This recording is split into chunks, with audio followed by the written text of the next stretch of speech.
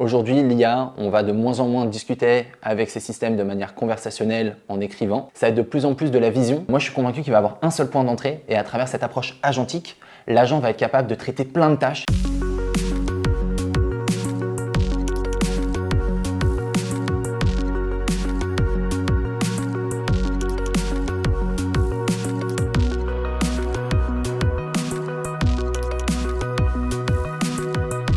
Je comprends les enjeux techniques de mon client, j'essaie de répondre à ses attentes avec mon partenaire et en apportant des solutions d'intelligence artificielle. Wow, alors on n'a pas de journée type, mais si je devais en choisir une, je pense que je commencerai avec une compréhension des tendances, ensuite un repas avec nos partenaires et enfin l'après-midi de la co-création. Pourquoi pas client, partenaire et éditeur pour construire une bonne solution qui répond à un vrai cas d'usage en s'appuyant sur les dernières nouveautés d'IA. Alors l'IA n'est pas magique, elle est mathématique. Aujourd'hui, elle est agentique et demain, elle sera quantique. Dans la tech, tout le monde, bien sûr, discute avec des ressources humaines. Et avec ces équipes de ressources humaines, il y a eu de gros changements, par exemple chez IBM. Aujourd'hui, moi, depuis mon arrivée, je parle automatiquement à travers un agent. Mon agent, il va me permettre de traiter plein de choses. Mes notes de frais, mes congés, mettre à jour le système RH, générer des attestations employeurs, par exemple.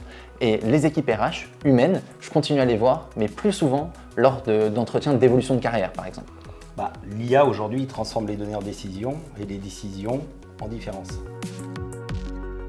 Dans la tech, l'intelligence artificielle a révolutionné le développement logiciel. Elle aide les ingénieurs à coder plus vite et avec moins d'erreurs, tout en leur laissant plus de temps pour innover. C'est un vrai partenariat entre la logique humaine et la puissance de calcul. Et oui, donc c'est le cas d'usage l'IA pour le développeur. Permettre au développeur d'être plus rapide dans la création de son produit. Je pense que dans le domaine de la santé, l'intelligence artificielle a eu un rôle extrêmement important dans les années 2000, toujours aujourd'hui. Pour moi, toute cette notion aujourd'hui d'intelligence artificielle dans la recherche, dans la santé, est cruciale aujourd'hui par rapport au développement des différents nouveaux médicaments. Chez IBM, on apporte de la valeur à travers une approche IA hybride, c'est-à-dire IA agentique, IA générative, mais également l'IA traditionnelle, le machine learning, et également l'IA symbolique, l'ancienne IA, les workflows, les moteurs de règles. À travers toutes ces différentes approches, on est sûr de pouvoir répondre aux besoins du client avec nos partenaires et toujours en y mettant de la gouvernance pour avoir une solution de confiance. Comme on dit, sans données fiables, sans sécurité ni gouvernance, aucun projet d'IA ne peut réussir. Alors un projet dont je suis très fier, c'est un agent inclusif qui va être capable de comprendre le langage des signes des personnes malentendantes afin de pouvoir accompagner ces personnes, cette communauté, à travers différentes tâches administratives ou différentes tâches qui permettent de se connecter à des systèmes. Comme tu dis, c'est vrai que l'humain aujourd'hui imagine les différents cas d'usage, l'IA les concrétise et les valorise. Si je devais prédire, en étant un petit peu safe en bon français, ça va être autour de la multimodalité. Aujourd'hui, l'IA, on va de moins en moins discuter avec ces systèmes de manière conversationnelle en écrivant avec nos téléphones ou nos ordinateurs.